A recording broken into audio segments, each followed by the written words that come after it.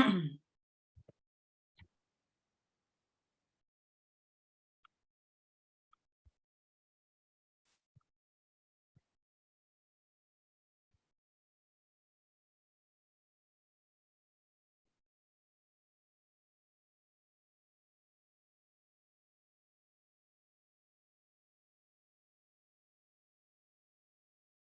I'm going to get a warning, right? A 5-minute warning or something when I get close to the end. Yes, that's fine. Thanks.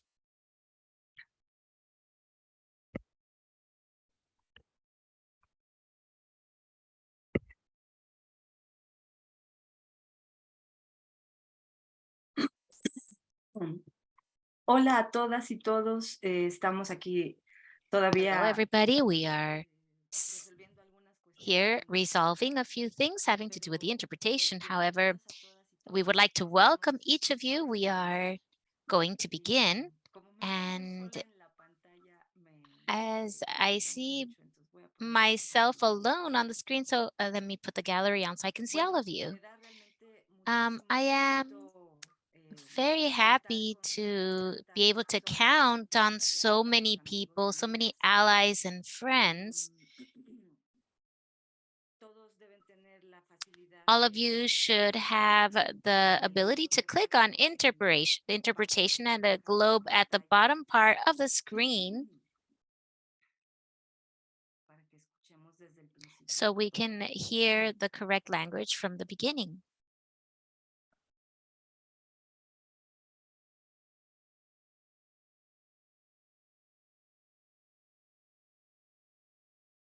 ¿Me pueden decir si me escuchan bien? Please let me know if you can hear me okay. I am not hearing anything right now. Yes, we can hear you. Yes, thank you. Thank you. Vamos a Okay, so we are going to Grupo begin. ETC y The el ETC Panel group Internacional and the International Panel of Experts in Sustainable Food, I want to welcome you to this first session of early warnings and predictable surprises. We want to reflect about what we eat, our food, and our work in the different organizations that we are working in, and how we can do something to be able to model and be an impact in the future, and if that is possible. Many of you have known about the ETC group from beforehand, and for those of you who are with us for the first time, we would like to share a little bit of information with you. The ETC group is a small organization which is international, and it has staff in Philippines, India, Argentina, United Kingdom, Mexico, and Canada. In our name, the ETC group, the E has to do with the erosion of nature, of the cultures and rights. T represents the follow-up that we carry out of technology. And C also has to do with the follow-up that we do of the corporations and the power of the big companies. We research and we propagate information, for example, having to do with the impact of digital technologies on nature and in the human capabilities, the growing domain of the food area that is controlled by a few areas, the false claims of climate control, of climate and pollution. For example, geoengineering, the ETC group has been a pioneer in investigating the manipulations of the systems of the planet Earth. Our history began defending the peasant agriculture, especially the seeds. And when it became evident that agro-industry would not stop in its destruction of the biodiversity and the possibilities of autonomy of the people and communities, in order to be able to maximize their profit, even if it meant affecting human health and the health of Mother Earth. This is the first of 3 sessions in which we are proposing a framework, maybe a methodology, to be able to think about the history, but also to think about the future, to reflect regarding the future, and to be able to strengthen the work that everybody carries out in their countries, in their organizations. We understand that in the convergence of all of these efforts are united here with everybody represented by Vida Campesina, by health, by education of the future generations, and for the work rights, for the rights of women. Without journalism, because we have journalists here, without a popular education, with committed sciences, and without that convergence, it would be impossible to be opposing the destruction of the common goods that we have, of the humanity. It has to do with those crops that feed us, or the integrity of climate, or the vitality that we need to have for those who will come after us. For this first session, we will listen to Pat Mooney. He is founder of the ETC group, and his life, he has debated the politics having to do with food around the world and the dominating technologies that make the food be a luxury instead of a right. Pat received in 1985 the Right Livelihood Award, also known as a Nobel Alternative Nobel Prize that is given by the Swedish Parliament. He is author and co-author of many books regarding the politics of biotechnology and diversities, and his contributions are very large in the area of world governance, and his claims in the large corporations and the monopolies of the intellectual property. Pat is a part of the expert panel in sustainable food systems and in the a sister organization with which we develop these events. If we can place in the chat the link to these different organizations. So the format that we have today is very direct. We are going to listen to the reflection of Pat on how to think about the past and about the future, some proposals from Pat, and then we are going to express ourselves. This first session, we named it Looking Back, to be able to force the memory and the analysis regarding what things we saw, but we didn't pay attention to, or we could have resolved in a different way, or you might say something different. In the second session is Looking Forward, May 19. And there, the exercise is going to be to explore what we see on the horizon and what signals we are receiving about things that could change the way that we work and that we live. But at the same time, we can see that no action is being taken, or how are we confronting what we see on the horizon. And the last session is learnings to receive the future. Will have already seen case by case, and we can see about the different signals that we are seeing about the future. And we will talk then in the last session and see if we are learning from this way of reflecting, looking to the past and looking to the future in a framework that is not, well, the program of next year or the next international meeting or the next school cycle, but looking beyond that. That is the big challenge. And at the end of the meeting, of the 3 meetings, the idea is that we could have exchanged many different points of views, that we can get to know each other better, and that we can go beyond from where we started, which has to do the agriculture and food sources, to be able to invite other people who are working in organizations and be able to propagate and to have popular education and form and train and have activism for health, etc. And we will be facilitating with the different people from the ETC group, which is Soledad, Tom, Laura, and Veronica. And now I will leave you with Pat. If there is any questions or problems in the chat, we will be answering as quickly as possible. So thank you very much. And Pat, the floor is yours. Thank you very much, Veronica. I must say it's really a delight to be able to share this space with so many old friends that I haven't seen for some time sometimes, and so many excellent, great organizations we worked with over the decades.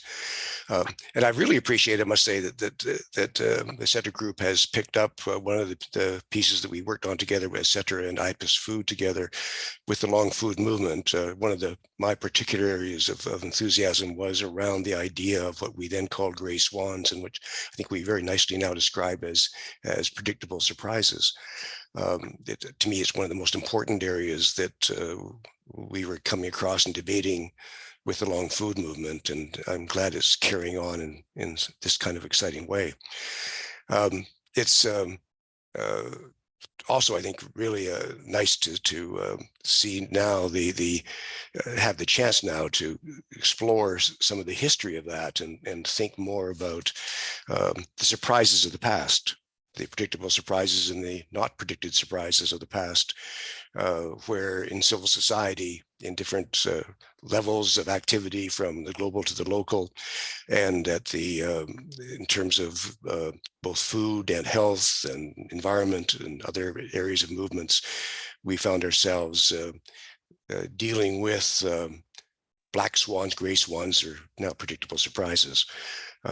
Because we've been actually, I think, pretty good in civil society at pulling off surprises.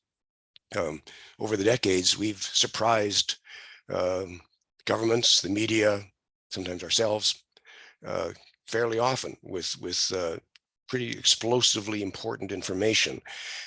One of the hallmarks of civil society, I think, has been, in my experience at least, has been coming up with whole new ways of seeing things, whole new ways of understanding things, new information, new data that takes key actors in the world off guard, makes them rethink their positions, and gives us an opportunity to suddenly move ahead and accomplish something that we might not have otherwise accomplished. And that does go back a long time. And my experience is that one of the first occasions was around the what was called initially the Nestle's boycott led by different organizations working together. Finally, the infant formula campaign came together, and it was a campaign against infant formula, of course, and it had a shock impact on the world. I remember it made all of the major journals and newspapers and magazines. It became a big battle between the Berne Declaration and Nestle's, because the Berne Declaration clearly laid out the data of what was happening with infant formula around the world, how damaging it was. And Nestle's really didn't know how to respond to it, really struggled to try to come back with some kind of answer. And they did the worst of all possible things and the best of all possible things for civil society, which is Nestle sued the Berne Declaration. And that lawsuit, which I don't think the Berne Declaration predicted, but certainly welcomed, allowed a debate which caught more media attention, and which the Berne Declaration very happily lost. And I remember really well traveling at the time and reading in, I think it was Time magazine at that moment, the article which said that how the judge had concluded after the trial that the Berne Declaration should be fined for what it had said, because although it is true that Nestle's kills babies, they didn't mean to. And that's what the judge said. And that was absolutely wonderful. And I think Nestle's was fined something like 50 Swiss francs, or maybe it was 500 Swiss francs, but it was like nothing compared to the how that coalesced everybody and changed the way that civil society addressed corporations. In fact, in my experience, at least, it was the first time that a civil society organization in the food system, at least, directly challenged a major corporation, and did so very successfully. It was, we pulled the surprise. We didn't, and this will become a recurring theme of what I'm saying, we didn't know how to move after that. We weren't quite sure how to capitalize on it. I mean, certainly in the case of the Berne Declaration, they helped to form the infant formula campaign, IBFAM. And that did move on and continue its work. It didn't lead to a multiplication of initiatives exactly, beyond the fact that the rest of us in civil society working in these issues witnessed what had happened, recognized the possibilities, and then tried to emulate what the Berne Declaration originally accomplished. We could certainly argue, though, that more could have happened in other ways. We could have built onto that nutritional initiative in other places besides the WHO, but also in FAO and elsewhere. After that campaign, I remember one of the first that stood out in my mind was when Oxfam UK, David Bull, published his book on pesticides. And that, again, dropped like a bomb in the middle of the UN system, UN environmental program, and created a space for a lot of international action by civil society at the local level, at the national level, as well as through international organizations, and created the Pesticides Action Network, which is still alive and thriving around the world, and has expanded its work into other important areas. And it itself became a coalition of civil society that was able to build on the surprise shock of that information, and make it a very important force that attracted both GRAIN and the CETRA group, then called RAFI, and many others to work together as well.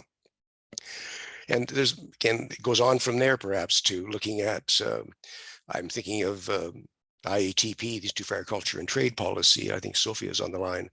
And Sophia, and in earlier days, back in the mid-1990s, when IATP did what was seen to be a rather superficial thing, a sort of 50th anniversary of the World Bank and 50th anniversary of FAO in 1995, and took advantage of those occasions to really take a leadership in bringing civil society together to perform a critique of both the World Bank and of FAO.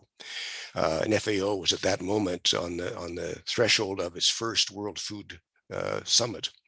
And so it was an excellent opportunity for many of us to get together and work together to in a broad spectrum of issues and concerns: pesticides, seeds for us in those days, trade issues, certainly, financial concerns about the UN system and so on, all came together to take advantage of an occasion which we knew was coming, and to grab it and turn it into something that we wanted to use. And it was an important move for us. Again, sometimes these were one organization initiatives, Berne Declaration or Oxfam or IATP, but others of us were able to join in, and I think we could go back and analyze about how that could have been done better in every case, but it still was accomplished. One of the biggest ones I remember, and I think Larry Lohman, are you there too? I hope. Larry did this amazing stuff almost 20 years ago now, I guess, Larry, the carbon trading. And he suddenly produced this enormous study, which was just so detailed about the experience of carbon trading and climate change negotiations that it was unavoidable for governments. It simply, again, was a game-changing explosion of information and data, which no one could fight with. It was really hard to do anything but sort of say, okay, we'll try to do better, which is not what we wanted to achieve. But it made a huge difference. And it was, again, it was a predictable surprise in that many of us knew that Larry was doing the work together with the Dag Hammarskjöld Foundation and, of course, the Corner House, putting this together. And it had tremendous potential to be game-changing.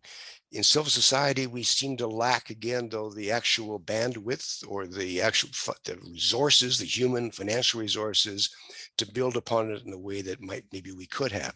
It still made a huge difference. There's no doubt about that. It just, we could have wished perhaps for more if we had had a chance. Look at the work that was done by GRAIN a few years later, around 2007 or so. I remember talking to Renee Velvet about the work that GRAIN was doing around land grabs. a totally new concept for me. I had never even heard of the idea before in any real way. I found the information that Renee was digging up was completely astonishing and extraordinarily important and almost hard to believe initially. I had to be taught to understand it better. And it had a big impact on the world and how we understand these issues. Again, we've at one more time captured the headlines, captured the attention of governments and media and United Nations agencies, and produced information that was important, not just at some sort of global level, but it clearly had national and regional and local implications that allowed for civil society to act at all of those levels. And had implications for not just even food, but it came there, and it was an opportunity again. Another bomb dropped by civil society that impacted everybody.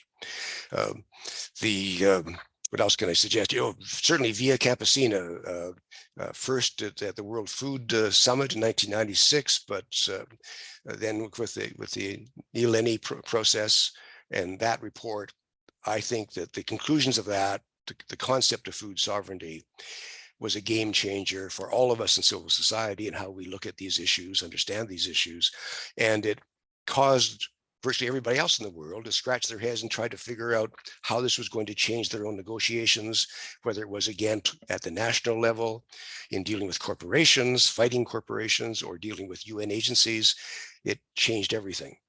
And it was a concept again, a surprise that reached out and really brought a wide range of civil society together in a coherent way. And I think perhaps was a real step change from the earlier examples I gave, because it is one where everybody was invited in a sense. Everyone had a place to see themselves in aligning themselves along with food sovereignty, understanding it, seeing how it applied to what they were doing, and it invited collaborations that weren't there before. These examples keep on going, I think, for us. For Cetra Group, the Terminator technology issue was one where it was a surprise. Hope Shand discovered the patent, got it into a CBD negotiation, and suddenly Terminator seeds became both a moratorium in the United Nations system, but also a major political debate around the issue of GMOs. And of course, there was a wider issue of GMOs, which is worth looking at as well, and how that evolved over time. The thing, I guess, for us is then we in civil society are good at surprises. We're not necessarily good at sharing the information about those surprises in advance. We're not necessarily very good at planning them ahead, even for ourselves in our own organizations or our own sector of civil society. And we don't always have the resources, almost never have the resources we need to have to be able to build on the initial surprise and make it move. We can divide, I think, predictable surprises into categories in a way. There's maybe, I would say, 3 kinds of predictable surprises. There's the surprise. There's what I'd like to think of as being surprise parties, where civil society gets together and plans, such as the Neil Lenny initiative, or such as a UN conference of some kind, or a campaign against GMOs, where there's collaboration together, and we prepare our way for that, and we're coordinated across groups and civil society so that, yes, our enemies or governments, some enemies, some not, are surprised, but we've planned it well. Those examples are rare. We haven't done those very often. And I think that's been a weakness, that we haven't been able to do that better. Then the third kind of surprise, I think, is what I describe as sleepover surprises, sleepover parties. We know that from our kids, but it's also, I think, the kinds of things that have happened occasionally, sometimes by accident, where we've put in place ideas or initiatives that don't bear fruit until sometime later. but they can play a role. One was the creation of the Committee on World Food Security back in 1974 during the World Food Conference. It was sort of a token giveaway to angry governments of the Global South and angry civil society organizations, where because Henry Kissinger and his friends were kind of capturing the UN agencies, capturing FAO and creating the UN, separating the World Food Council from FAO and creating the financial instruments for the food system as well, and moving science and technology out of FAO into CGIAR. All of that was happening at that time. So the one sort of breadcrumb that was thrown out to the rest of us was, okay, we'll let you have this Committee on World Food Security, which will ostensibly allow these various UN bodies to come together and consult with each other. So there'll be some sense of cohesion between the different instruments that Kissinger was happily creating on us. And it was useless. It died almost immediately, or didn't die. It would have been nice if it had died, it felt at the time. It just didn't play a role until suddenly in 2008, with a world food price crisis and the economic crisis at that time, and the UN in disarray and efforts by New York to capture the Rome-based agencies, civil society said, well, why don't we just rejuvenate the Committee on World Food Security, which some of us in civil society, not me, had been following. And we're able to grab onto that, persuade the heads of UN agencies that it was really the only option that was viable, throw our weight behind it, and create a revitalized Committee on World Food Security, which, for all of its weaknesses, still has remained the most important forum for debate on food and agricultural issues. So it's kind of a sleepover surprise that we didn't know what use it was going to have. It didn't look very promising for some time, but it finally was. And that's not the only example. I think we've seen others of those. The efforts organized by Third World Network, for example, around the Cartagena Protocol 23 years ago. The effort to try to create some kind of a structural proposal to have some governance over the transboundary movement of living modified organisms.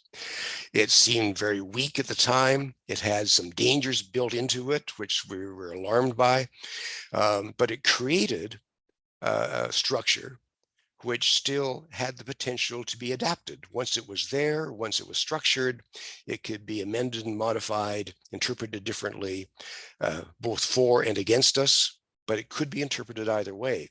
And it has the potential to move out and have a wider impact than we'd ever would have imagined back in the year 2000. And the same is true of the work that TWN did again in 2010 at the CBD in the not the Kyoto, not the Cartagena, now I've forgotten the term, the Nagoya Protocol, which again was negotiated. Civil society was fighting to have it established. There was deep alarm that the issue around digital information, the whole DSI question, was not being addressed, but the structure was put in place. It had some muscle in terms of governments at least being keen on the issue and aware of it, the issue of biopiracy being very clear. And so even years later, as we see the negotiations completed now around the Oceans Treaty, with all of its weaknesses, there still is an element of DSI there and debate around that. And it's a structure, again, which was a sleepover surprise, but one which may still be useful to us as time goes on, is still useful to us as time goes on. So putting some of these structures in place, I think also is sometimes valuable, and we shouldn't necessarily underestimate them or ignore them. So those are the kinds of surprises, but maybe I should also say that identify two other areas that concern me as I looked at the history of this. One of them is I remember this came up during the discussions around GMOs and development of biotechnology very early in the 1990s, around 92, 93, being with Henk Hobbelink in Amsterdam, where the Dutch government brought civil society and others together, scientists together to debate biotechnology. And us being told that it's not enough to have an early warning system, you also have to have an early listening system. And in civil society, I think we've lacked that generally, that we haven't really developed our own skills for listening and to others, to ourselves, to our neighbors in civil society, to see how we can move forward and make changes, how we can build on each other's experiences, and so that the bomb dropped by Larry Lohman, or the bomb dropped by Henk Hobbelink, or the bomb dropped by whoever, with a new information, new ideas, can actually be built on in a way that we know it's coming, we know its potential. How do we work together to turn it into something more powerful? And I think it's a standing concern for us in trying to understand the possibilities ahead of us.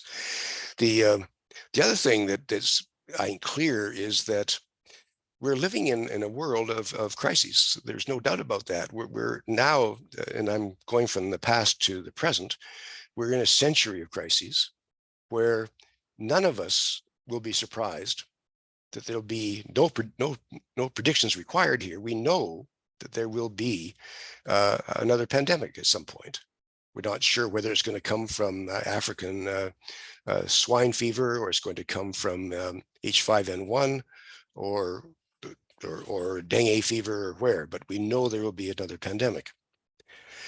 We know that there will be another financial crisis. We might be in it right now in terms of not just inflation, but in terms of banks and where that takes us. We know that there will be environmental catastrophes that will grab the world, and not just regional ones, as horrific as they are, but ones which perhaps have even a wider global implication or demand a more global response. There will be other wars. Something we didn't think was true, and now we know is true. And there's, of course, about 30 of them right now around the world. So we know that those are there. And we know that, knowing that they're going to come, we can start to think now about how we do respond to them. What steps do we need to take now? And to me, the surprise has been that it doesn't make that much difference whether the crisis comes from a famine, a drought, or it comes from a cyclone, or it comes from an economic collapse. Or a pandemic. When it hits, it will impact everything else. You never have sort of unifunctional crises. It's always a multiple crisis. You don't have a drought without having multi-crop collapses and livestock collapses and famines. You don't. When you have that, you also have disease. These things, and with famine and disease, there's usually war. So these things come together. Doesn't matter much where it starts, where it's initiated. We all get involved, whether we are looking at these issues from the point of view of labor and what's going to mean for laborers and workers around the world, or we're looking at it from the point of view of the food system or health systems, or fighting the marginalization of people in municipalities, or racism. It's going to affect us all. And so we can, I think, in this century of crisis, think together about what roles each of us can play wherever the crisis originates. How do we try to recognize that that's coming? How do we already put in place, already have sorted out now the steps that need to be taken to ameliorate the crisis, and perhaps even take advantage of that surprise to achieve some of the goals we wouldn't otherwise achieve? Can we take the work that's been done on agroecology and prepare it in terms of analyses of land availability and markets and opportunities and health needs of people in communities, to now have a strategy in place that when a drought comes or another crisis comes, we can take the experiences we have from agroecology, the preparatory work we've done, and find ways we can quickly support marginalized communities and the health community and others to survive the crisis and build upon our experiences. Pat, you have 3 minutes. Thanks very much. That's about all I need, I think, really. And so it's that, I think, importance of recognizing that the crises will be multiple, that the crises can be looked at from a global level or a local level. It's kind of easier for us to think perhaps more at the local or the national level about how to come together, but they will. And to know that we have in civil society the strength already to, again, make the crises happen, or not to make the crisis, make the surprises happen.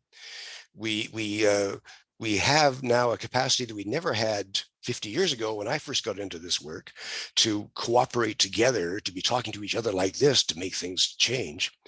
And we know that those crises are coming. Those predictable surprises are out there.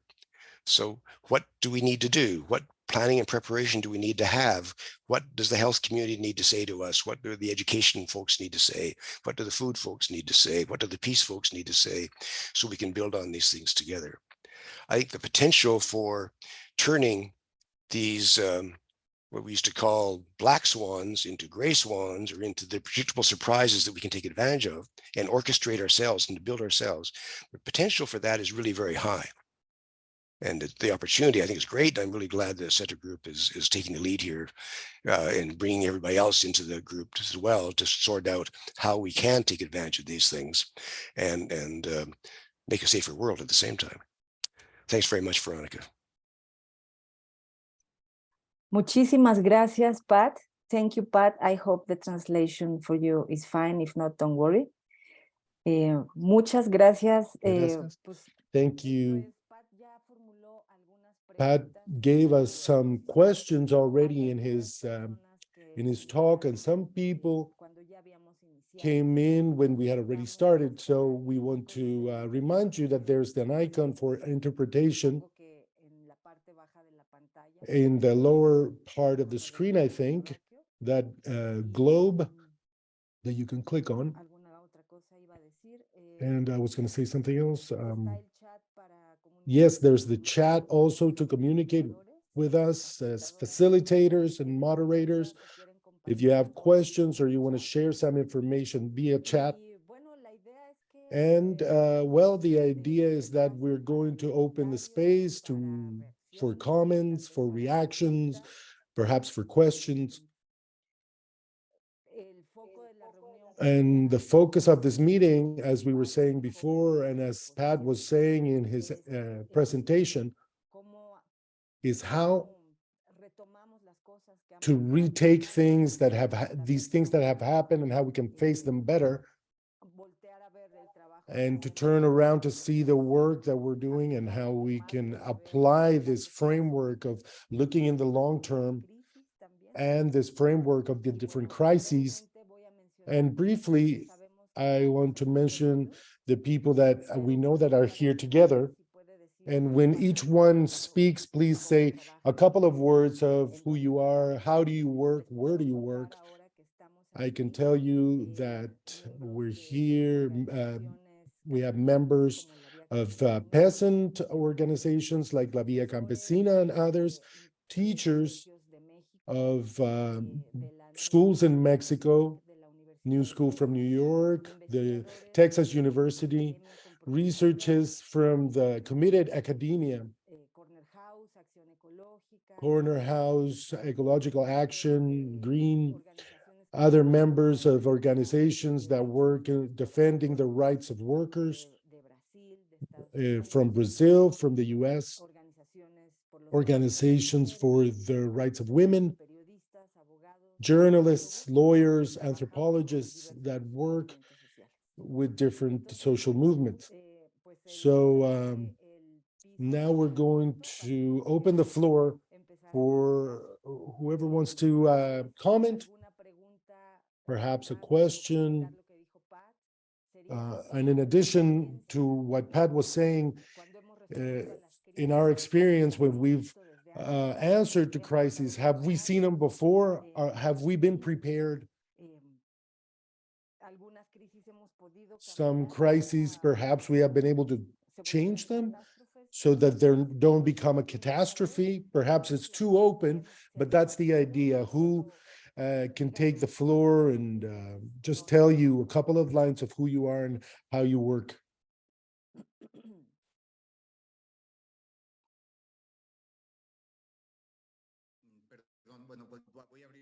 Perdón, acabo de llegar. Mil disculpas. I just arrived. I'm going to go ahead and start. I'm Carlos Warden. I'm coordinator of a high school in the city of Mexico. And I think the answer to the question you are asking is mainly, I think that we play as the cards fall, right? We can't be prepared for everything. However, I do think that we do have a maturity regarding resolving things and to be able to resolve things. And we have seen this during the pandemic, the educational centers throughout the world, because we participate in forums in which in different parts of the world, in Norway, United States, Finland, and they talked about what they had done during the pandemic to save the year for the children. Most of them had no idea what to do. And what we did was we used technology. We used what we had at hand and open up to the new perspectives and to be resolving according to how things were happening. And I think that the training we have had throughout our years is also very useful to be able to, if not prevent, at least we can resolve when things are happening. That is my opinion. Thank you very much, Carlos. There's also a focus in these meetings is to think about the future generations, and that is why we want to find people working in education and in teaching.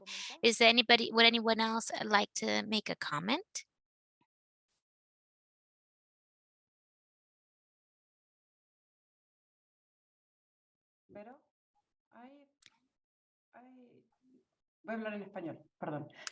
I'm going to speak in Spanish, Vero. I do think it's useful for those of us who are here. I think many of us have been in the past and now are protagonists of some of the responses that are the most innovative, having to do with the recent crises. And I think it's important to also ask ourselves that during this reflection that we can think in a critical way, self-critical way, how prepared were we to respond to the recent crisis? Many of our organizations had to do last-minute responses or changes due to the crisis of the last few years. And for many of us, it was hard to be able to build those answers in a quick way. We had to do it. And I think also this is an interesting to be able to provoke in an interesting way. We could look into ourselves and express if we have been prepared, if we have a long-term vision, and if we feel like today we have the tools or we are building them to be able to have this scan of the horizon that would allow us to be prepared for the crises that are coming in our direction, especially thinking that here we have different colleagues that not only come from the world of the food movements, but also those who are from the different discussions having to do with energy, technology, software, internet. And I think there is a possibility of an interesting dialogue to see if we are or not prepared.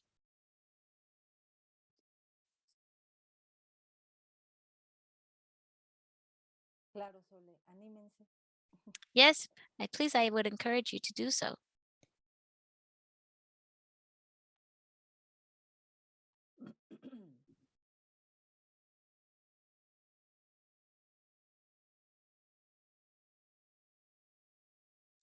Jim, gracias. Jim, go ahead. Thank you.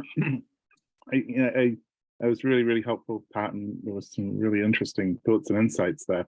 I've been a little bit involved. I was involved with the Long Food Movement report and been thinking a little bit about this predictable surprises work.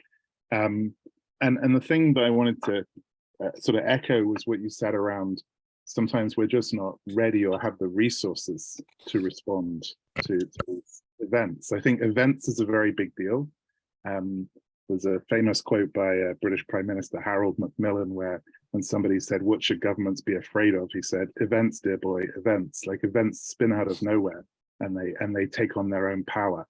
And in the grip of events, even when you could have seen those events coming, those who have capacity and resources are often able to jump into the breach and turn those events to their advantage. And we saw that last year with the invasion of Ukraine and the way in which and this was in the paper that you sent, the industrial ag lobby used that to push back against European and other regulations on sustainable agriculture. I think we just saw it this last week in this opening up of the banking crisis, where big tech has massively strengthened its power. And others will use that moment too. And I did, like this last weekend, I think there was, for example, a moment where if civil society had been organized and had made all the connections ahead of time, which we hadn't, we could have pushed maybe the US government, for example, to use a sudden moment of leverage over the US tech industry that's now disappeared. And probably that wasn't realistic. But next time when it's Deutsche Bank who's on the ropes, could we work with the Green Party or the left in Germany to also extract changes in moments? I guess what I'm saying is, as the reason why we can't do that is because as civil society groups and also as movements, we have structures that mean that we haven't got much flexibility. We're stuck in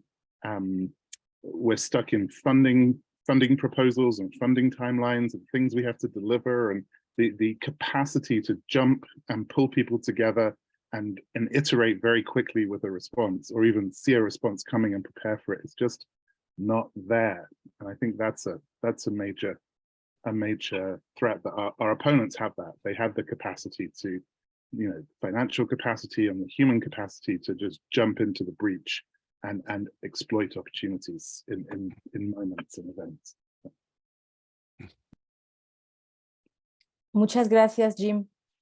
Thank you very much, Jim. Is there somebody else? What you were saying also reminds me that there are some people here who participated last year in a court called the court Time of Disasters.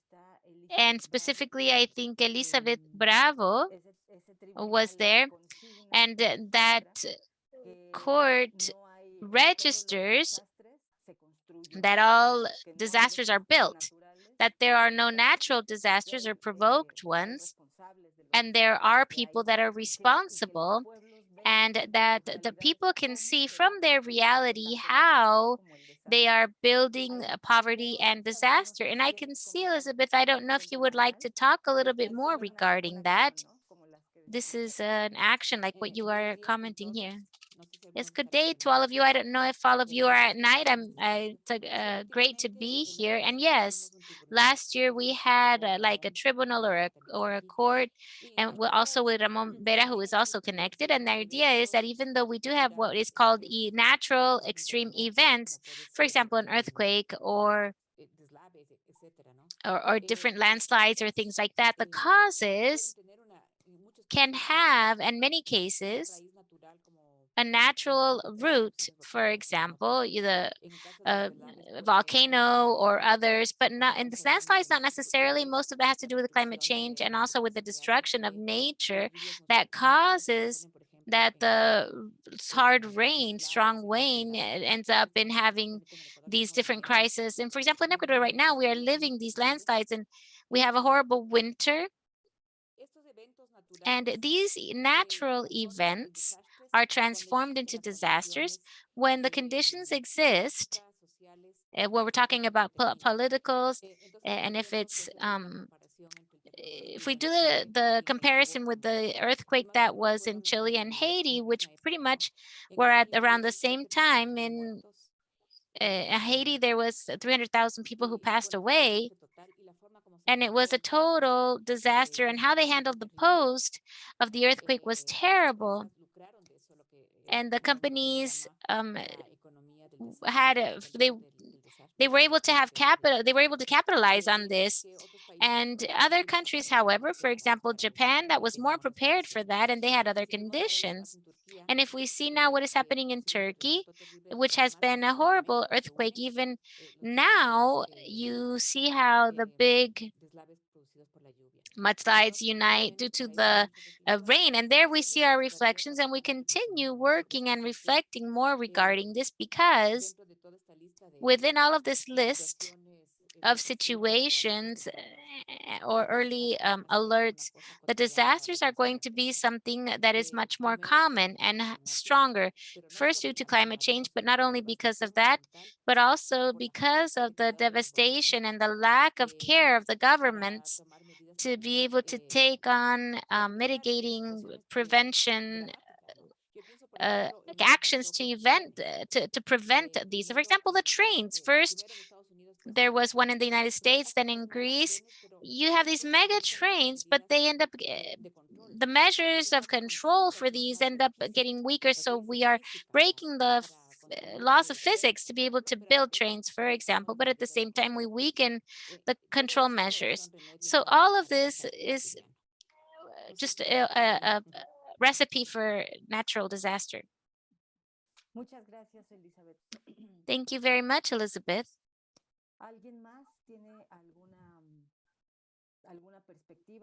Does anybody else have a perspective that they would like to share? For example, having to do with the result of the court, there are clear measures that are anticipating not to what can happen in the next season, having to do with the rain, but anticipating catastrophes looking further away. So this is a good example of how they are exercising the muscle of preparation, as we said in our invitation. I see Sophia's hand. Thank you, Sophia. Can you mention how you work and where you work? Sure. Hi, thanks. And thanks for the invitation to be here. I'm Sophia Murphy. I live in Minneapolis in the United States, and I work with the Institute for Agriculture and Trade Policy, IATP. And I'm just listening and thinking about it. I'm thinking about how is it we build the systems that encourage us to collaborate. You know, I think that because we can't predict what the crisis will be, and then we know we have different instincts in a crisis to either, you know, turn inward or to look to see who we can help. And even looking at what Anna is saying, you know, to some extent, a crisis will be exhausting. I don't know that we can, you know, that's the nature, that's why it's a crisis. But how is it that we build institutions? Like, I was really struck between the food crisis in 2008 and the food crisis that resulted out of the pandemic. In those 10, 12 years, we had built a very large number of sort of social protection institutions, and they worked more or less well. But already in 2008, where there were things like unemployment insurance in a country, there were mechanisms to deliver assistance. And there were relatively few countries who had that. And then during COVID, you know, out of UNICEF, they were tracking which governments were putting in place some kind of payment through public system, and some of them paying them directly to women in households, and, you know, some of them also showing learned lessons for what works more or less well for the health of a household. And I was very encouraged by that the creation of those public institutions meant there were some channels to deliver assistance, which reduced the panic for some at least, and for many, many more under COVID.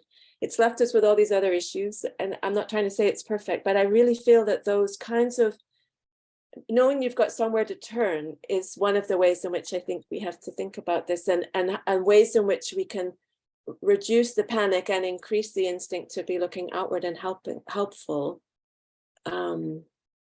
Maybe that's too much in crisis mode and not enough about how we actually stop the crisis happening, which is of course what we want to do. But I just feel, for me, that was one of the things that I observed that I think was really encouraging, that we learned something about social protection and we put it into action. And I think it really made a huge difference to a lot of lives. Gracias, Sofía. Sí, hay una reflexión también en Thank you, el Sophia. Yes, there is a reflection in the chat as well of Ana Pascal, now working with IPES Food. When we had the pandemic in Canada, the food movement worked hard to try to seize the movement as millions of dollars of emergency food funding were being released by the government to figure out what to push for. It took precious weeks and months and lots of late nights and weekends for many people to have important collaborative conversations, and also exhausted people at a time when families were also stretched and stress was high. If we had thought through in advance what to push for and with whom to collaborate in advance, that whole time would have been healthier and more effective. So that is also a culture, right?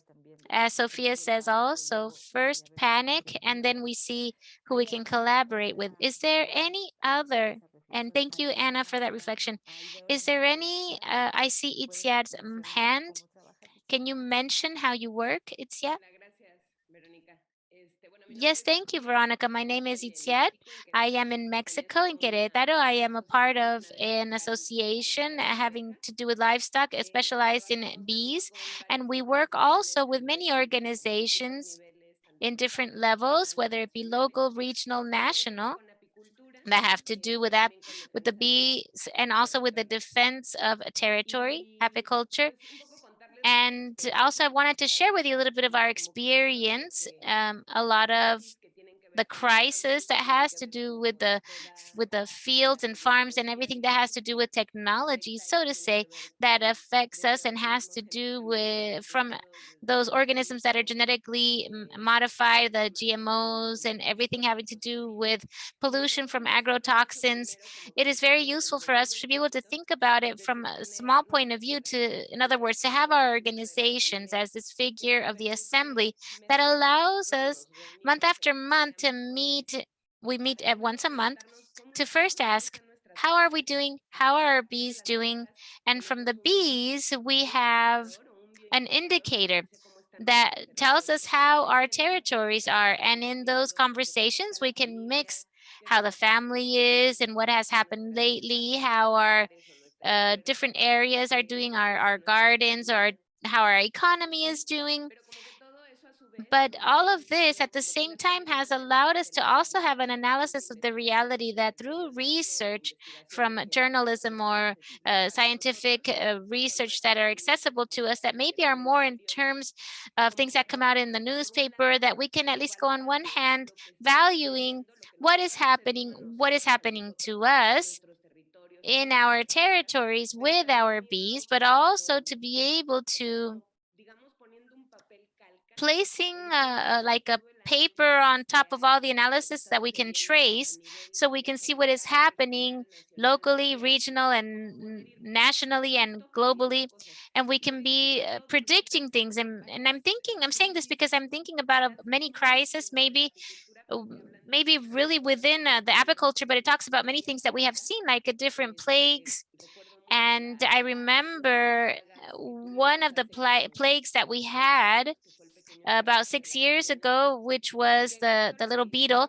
And what we did to support all of this having to do with agriculture, especially thinking about those colleagues and that we don't lose everything that we have, we started speaking and contacting different colleagues that are carrying out research and carry out a lot of actions locally, and then make sure that we get that out to all of our networks. What I could say is, even though we are not completely prepared, what we are for at least for the last 20 years, 15, 20 years, is that we are ready all this time to respond, and we have the mechanisms to be able to see each other and speak, which are the assemblies, and to be able to make this take decisions, and how we make changes in how we handle things, and we prepare ourselves for these catastrophes, and with very clear principles that has to do with the defense of territories. We have, for example, a group of WhatsApp,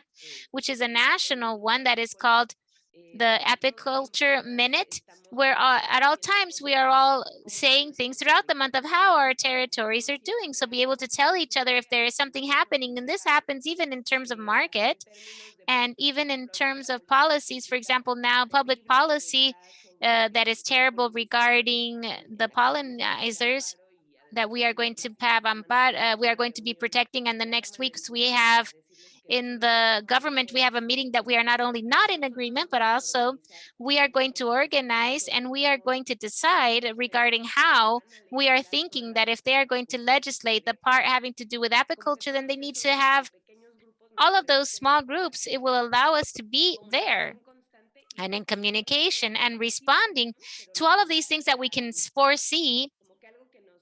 But something that has been very important is how we have direct incidents in the decision making, or how we can protect ourselves. And this means a lot of networking.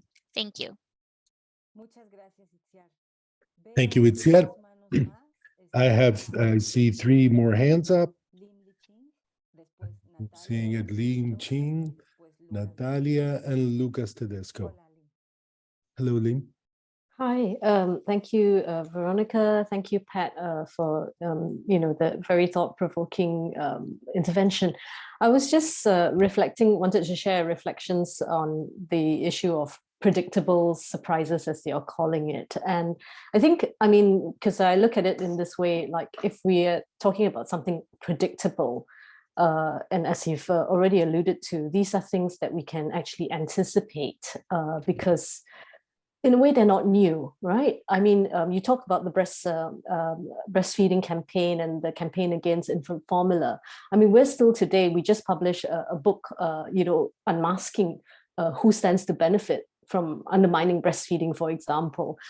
Sorry, I forgot to introduce myself. I work with the Third World Network, and we've been in existence for coming close to 40 years now, and been involved in some of these campaigns that Pat talked about. And I think, what I was reflecting on in that actually, in terms of we can actually anticipate some of this because they're not new in the sense, but they come in different forms. And that leads us obviously to also try and analyze to quite often as civil society, of course, we have to scramble and we are addressing the symptoms of these crises. But we also know that we need to look at the root causes and to look at what are the structural issues that are driving these crises.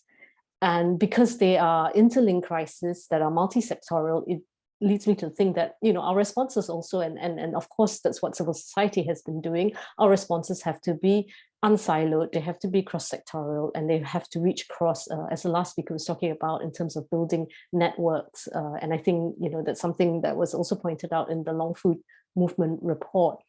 And then I think about the second word, surprises, that you talked about, Pat. And I think, obviously, and I think Jim alluded to some of this, in terms of responding to surprises and having the resilience to be able to do so. If we think about agroecology and how resilience is couched, for example, it's about, ability to respond to a shock, but also the capacity to recover after a shock. And I think what we've learned, in some of these many things that have come as surprises to us, really resources and flexibility has always been a blessing and a bonus to be able to respond quickly. And because we work in the policy advocacy side of things, being able to just very quickly mobilize government delegates, for example, if you're in a negotiation, or people on the ground to campaign on something or to raise their voices on something has been very useful. And it also, I think, points to the need for allyship. And as I mentioned earlier, not just within certain sectors, but definitely across cross-sectorial and linking different movements together, because all these crises are interlinked and will definitely benefit from that kind of shared analysis and response from different parts of society. Thanks so much. Gracias, Lim. Ahora Natalia, y te presentas, por favor. Thanks. And now Natalia. Hello, everyone. I am Natalia from World Women's March. Is a feminist organization in Brazil that's called SOF. We work with feminism, solidarity, economy, and agriculture. So I'm going to speak in a mixture between Portuguese and Spanish. One of the things that I was thinking when you were talking about the pandemic is that the solidarity that was always in a very important axis for within the framework of our political proposal. It's an axis of our movement. And so during the pandemic, there was something really important in our political actions. For a long time, all of the work of the militants and all the effort of the militants was towards actions of solidarity. And I think to have this as an axis or a pillar of our movements, we have solidarity as a flag, as a way to think a political action. So this was very important for us to be able to continue to do things. And even in our relationship with female agricultures and agroecological farmers that are part of the movement that are in alliance with city workers as well. The solidarity actions during the pandemic made it that this alliance between the country and the city become stronger, because the farmers started to do donations of food for militants within the cities and in the periphery of the cities. And so political action and reaction through food and donation was something that became very important, and that started to solidify the alliances with the people in the movement until today, even if the pandemic, that we're in a different phase of it right now. But the relationships that were established between the people because of these actions of donating food continue to this day, and these people continue to be in the movement with us. And so this was something that was really important. And also another reaction in terms of alliances within the pandemic was with the women working in free technologies, people that build community networks in internet here in Brazil, because the farmers that we work with are in a region where there is almost no access to internet. But during the pandemic, this was very necessary because it was the only way of organizing politically, because the meetings were not in person, but they were online. And so, and also to commercialize the products, because there were no meetings. And so all of these talks with the clients or with us that were in the city, organizing the purchasing of food had to be online. And so our companions from the free technologies, they built this community network, internet network. And it was very important because it allowed us to have access to internet and also have a political dialogue. And so this is not access that is all dictated by the corporations, but doing this because we need it. And so how are you elaborating this internet access, for example? How can we build that in a way that we accredit it for our real needs? And so this relationship of building these new technologies took place during the pandemic, and it's still important to these days,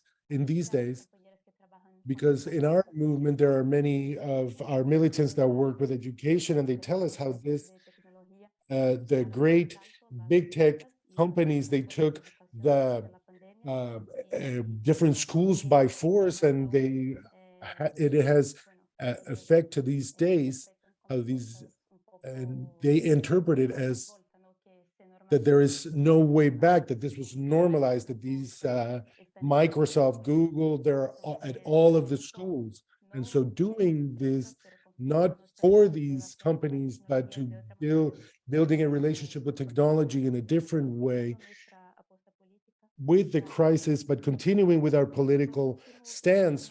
And so that also was very important. And I also talk about green economy and the markets of carbon credits. And I see that Camila and Luz that are also here are part of a network here in Brazil that work with our movement, which is the group Carta do Belém, which is a group that we're always working together and struggling for green economy. And I think this is a challenge that we must follow through, which is something that here in Brazil is already in place, but we see that it's a trend that will continue to grow with some very small projects. And the laws and the things that support this market have been created and extended right now there, but it's something that we need to keep in mind and to accompany these movements for new kinds of markets. Muchas gracias, Natalia. Estamos tratando de tomar apuntes para después devolver tal vez algunas de las ideas principales que cada quien está We're trying to diciendo. take some notes in order to give back some of these ideas that you're saying. So just so you know this, I will continue with Lucas Tedesco and then Silvia. Hello, everyone. My name is Lucas. I'm part of an organization, a peasant organization, small producers in Argentina. It's a union of workers of the land. We have 25,000 families that are part of this organization in 18 provinces in our country. And I was thinking about the situations that are happening over the last times that have to do with the climate change and climate crisis and the responses from the organizations, from political organizations, peasant organizations, and people that are struggling and are giving some kind of response to this model that is taking us to this climate crisis. I was listening to our companion Natalia speaking about everything that took place during the pandemic, and during those years, we in our organization we started generating some discussions of how to face these situations where, beyond being a peasant organization that struggles for our rights as a union of small farmers in our country, we also had to see how to respond to our friends and our companions within the cities in marginal neighborhoods, which are many here in Argentina in every province. And so as a political response, our organization in alliance with other organizations and social organizations and neighborhood organizations, a tool was born that we built before the pandemic, but that during the pandemic was coordinated in earnest with other actors, which is the network of dining rooms for sovereign food. And so we started coordinating together with these neighborhood organizations that feed the most needy, which are the people that cook every day in these dining halls day after day, and especially during the pandemic, that was a situation where they saw themselves where the gaps between the haves and the have-nots were very crudely seen. And so our organization, that is a peasant organization, started articulating with neighborhood organizations, with over 200 organizations, with parishes, unions, dining halls, and we started to coordinate. And we always say we're a cross-sectorial space, and perhaps the other organization had some different ideologies or political stances, but when it came to organizing in the pandemic and distributing food, we were able to reach many neighborhoods in Buenos Aires and in other places, and organizing in other provinces with this network of dining halls. And something that's fundamental to me, because beyond solidarity, which Natalia was mentioning, the other thing that we have done is the opportunity for a political construction and to start discussion of the model in the neighborhoods.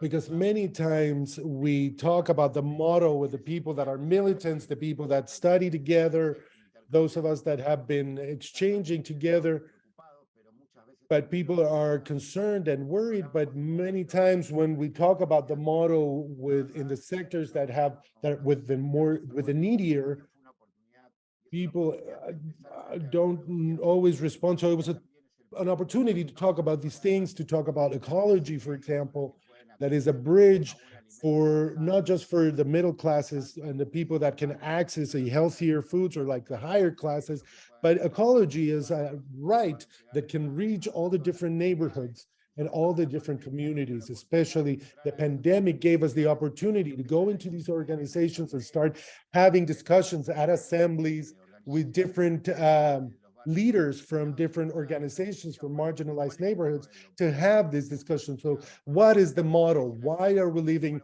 marginalized? Well, what is food? What are social policies the government has towards the lower income neighborhoods that can't access food?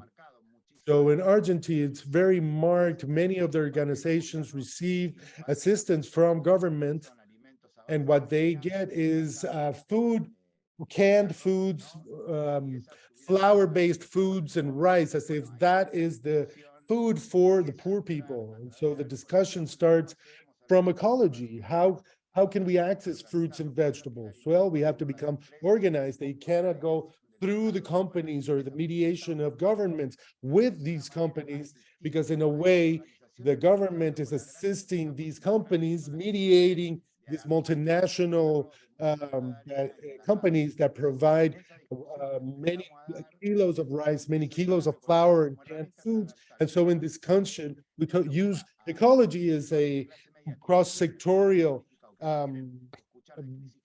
tool. It has to do with the middle classes that think that they don't want to talk about policies or politics. And so ecology comes in to give a space to discuss the model.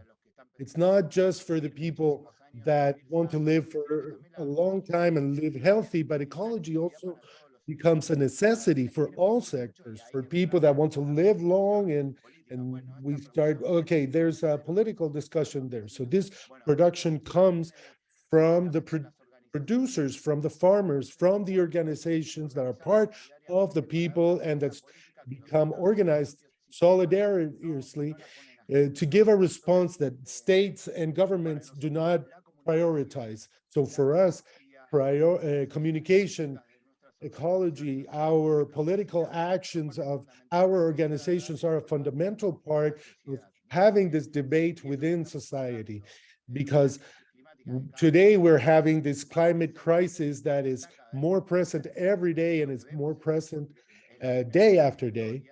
It's the first time in history that we have this discussion that does not begin just because of the development model. If it's communism and socialism, it's knocking on everyone's door, and we have to we have a big opportunity to discuss the model from survival. So how do we live?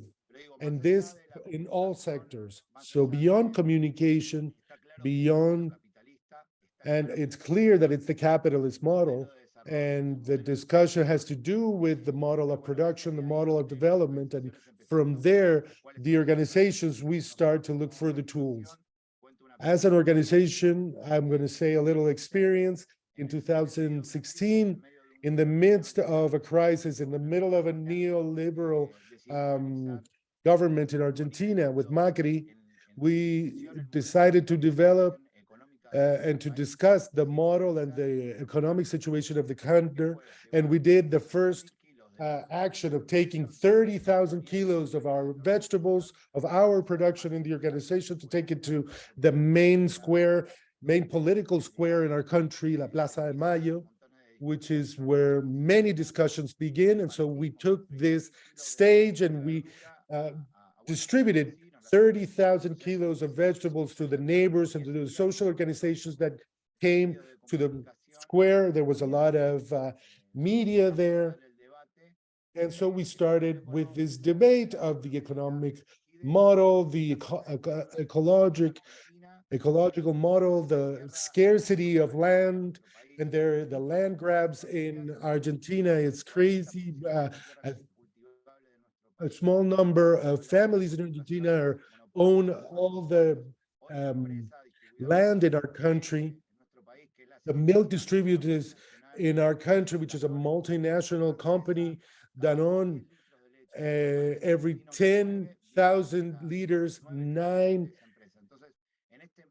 come from these companies. And so in this concentration model, in this way of acting and to reaching society, every time that we have an opportunity, whether it's because of the pandemic or because we need land or because we're struggling for the law of access to land, so that there is credits and that there's a law in our country so that we have access to credits to access land, we also need public policies that will accompany beyond this deep discussions. And this poses the model at the heart of our society, the model of the land grab, the model of certification, and several experiences and strategies that are happening through these crises.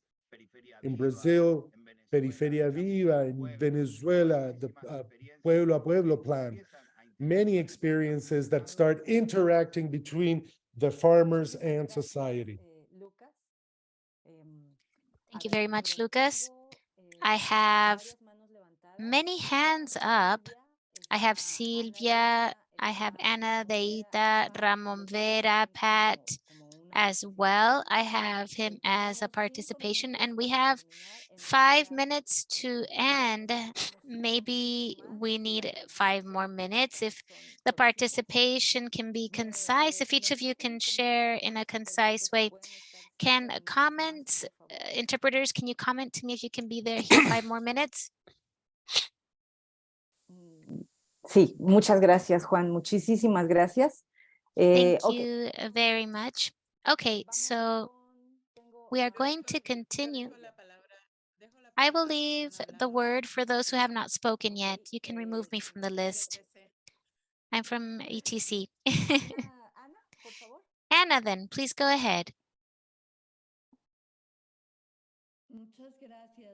Thank you very much. I just wanted to comment. Go ahead and present yourself first. I am Ana Deita from SECAM, which is the Center for Studies of the Change of the Field for Mexico. And we try to say that this is basically a center of reflection and thought from the focus of the peasants and the indigenous groups. So what I wanted to comment is regarding what Pat said, how this has been present from the SECAM many times to be able to have a vision of where we are going or an explanation for a general panorama. And what I wanted to say was, for example, we got to know the factories thanks to the AITP, and how the movement was fighting against that the pork. It has to do with the pork. And in Mexico, 70% of them are produced in that way. And on the other hand, we were able to know the fights against UTMs thanks to the ATC group and other groups. And currently we are fighting against all of that with different focuses. So I think it is important. This event is very important and to see how we can do this. But what I wanted to focus on is that from Mexico, what I see is great. They're trying to make this all part of the state. The state is permeating everything, and there is a reduction of the civil society. What we could see in 2007 as something that was going to come, that was a defense of territory, currently is a destruction, the total destruction of the territories, the properties, especially the destruction of the south of the country, which is the most farmland and indigenous. And this destruction is coming accompanied by the entrance of corporations from many countries, but mainly from the United States, and the destruction from the creation of mega projects and the entering of the National Guard and the Marine to control these territories. And it is a destruction that is total of the farmland life and the peasant life. They have you have see the different varieties and species, and crops are disappearing. It means huge pollution and contamination. And I don't even know how we can get together to fight against this kind of monsters in a solidary way. At least in Mexico, we are seeing this as a presence that is very important and devastating. I think that's what I would like to say, that I would like to be brief. Thank you very much. Ramon, and then after that, Ramon. And then to end, Pat, I will have him speak after so he can close with a reflection. So we'll go with Ramon first. Yes, can you hear me? Yes, we can hear you. Yes, in reality, what I would like to say is that in reality, we have many levels of observation, and those levels of observation sometimes confuse us. So clearly, I am totally in agreement with the diagnosis that Pat has carried out throughout this first part. And I think it's very important to assume all of this diagnosis and how the social society somehow has been responding to this scenario that we are understanding more and more as we go along. John Berger at once commented to us that curiously, the globalization had been so terrible, but at the same time, it had given us the elements to be able to have the criticism of this globalization. And this has to give us elements for what can be predictable. But I am in complete agreement with Larry Lumen in what he says, that we should give space to the unpredictable, to be able to assume the mystery and to be able to assume what we do not know, the relationship and the balance between certainty and mystery, and assuming that mystery is what the peasants have been doing for 10,000 years. And in these 10,000 years, they are still here. And they are here because they have been able to have this level. I mean, let's say it's improvisation. Let's use that word for now. But in reality, it is bravery. It is letting go of that need of prediction, of constant prediction.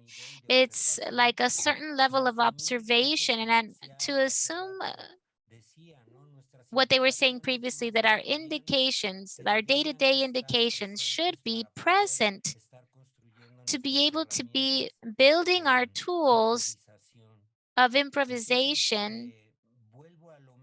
So I'm going back to what we are always saying. We have to rebuild the communities and the people, and prepare ourselves for any eventuality, for any kind of event, and not to be only responding always to how the scenarios that we have, which obviously are also very important to see them, but that we not be only in that dependence of the scenarios, but we also need to have be pushing the possibilities that we have from improvisation to be able to assume the mystery fully, those things that we cannot predict, and from there strengthen ourselves and have our strengths grow, which are always collective. They are not all, they are never of just one person. Thank you very much. Pat, ¿tienes una última reflexión? Thank you, Ramon. Pat, do you have a final reflection? Yeah, I'll be very quick. Thank you. I think there's two cross-cutting experiences from recent crises that strike me that are important. And that's from the crises are the war in Ukraine and how it relates to the armaments industry, COVID, how it relates to the pharmaceutical industry, and even in the food industry, of course, vis-a-vis the food crisis. We could even add a fourth in terms of the banks now and the high-tech industry. In each case, especially the first three, what we see as cross-cutting, for me, I see as cross-cutting is one, the problem of supply chains. The industry is vulnerable in each case because of its failures of supply chains, very vulnerable and well, easy for us to challenge and attack, and we can expect that in future crises. The second one is the problem of globalization, which relates to supply chains, of course, as well, but or the advantage of local markets and local, whether it's food or health or anything else, of local facilities, local production, community production. Those are two strengths we've got from that. With the armaments industry, we discovered that they're great at producing rocket launchers, but not producing rockets. They forgot about the rockets. They haven't got the bullets. They got the guns, but not the bullets. And that's true at all sides of the war. In the case of the food industry, we discovered that the fertilizer industry and the automobile industry are both fighting for the urea they need for both of their production systems. In the case of the pharmaceutical industry, we've learned that they learned themselves that they needed, for example, a Peruvian tree that they could only harvest in November in order to produce the COVID vaccines. So in each case, the weaknesses of their supply chains are an advantage for us to expose that problem whatever the origin is of the crisis. And secondly, again, that community development, community strategies for survival are the ones that people have to rely upon. So to me, those are kind of backbones for looking at future crises that we can say, well, we'll know those two things are there at least. Gracias, Pat. Sí, hemos hecho un recorrido de casos muy concretos y ejemplos. Thanks, Pat. We have made a tour of very important cases, and we need an important need for reflection that is historical, that is philosophical, and to find the structures and the different ways in which problems will spring up, as Lee was saying. And so there's a lot of ideas, many powerful ideas to visit the future, which is Alan was saying, how do we visit the catastrophe of swine farmers in some places? And that's how we're living now in Mexico. So there are many examples of actions that are being done, very concrete things that can be done. And we also had sketches from what I see, and that other of my companions, that Soledad and Tom, could have a final idea. But I think that what we saw is this topic of education, the topic of future generations, and the topic of the invasion that we have that is so aggressive of everything that is digital, including the prediction with algorithms and AI, which are topics for the new second session that are very concrete. This second session talks about what are the signs, the horizon from where we're working, and what cases perhaps we should tear down. And so I don't know, Soledad, Tom, do you have an idea that will round out what we heard?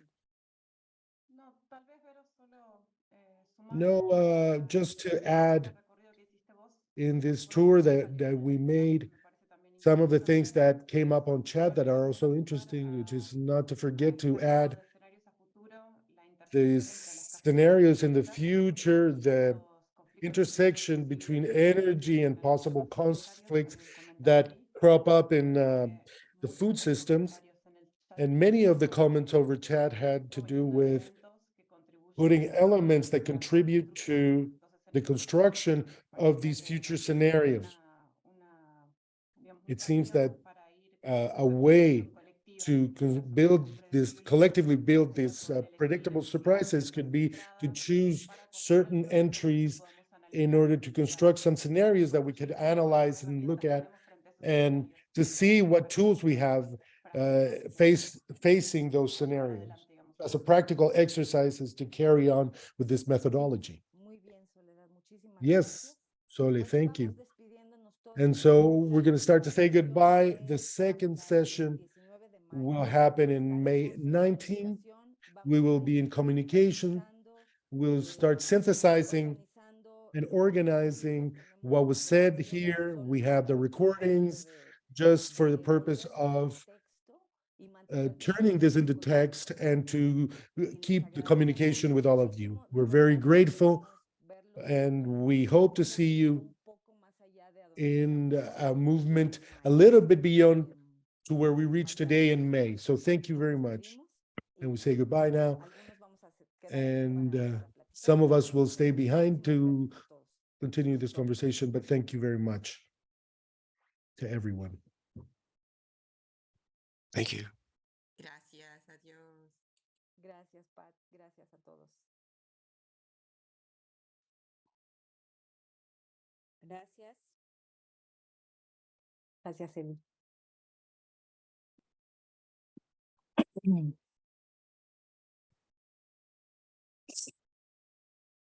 ¿Apago la grabación? Sí, perdón, apágala. Gracias, Ramoncito. Y Laura también, si estás grabando. Laura, if you are recording, we can stop now.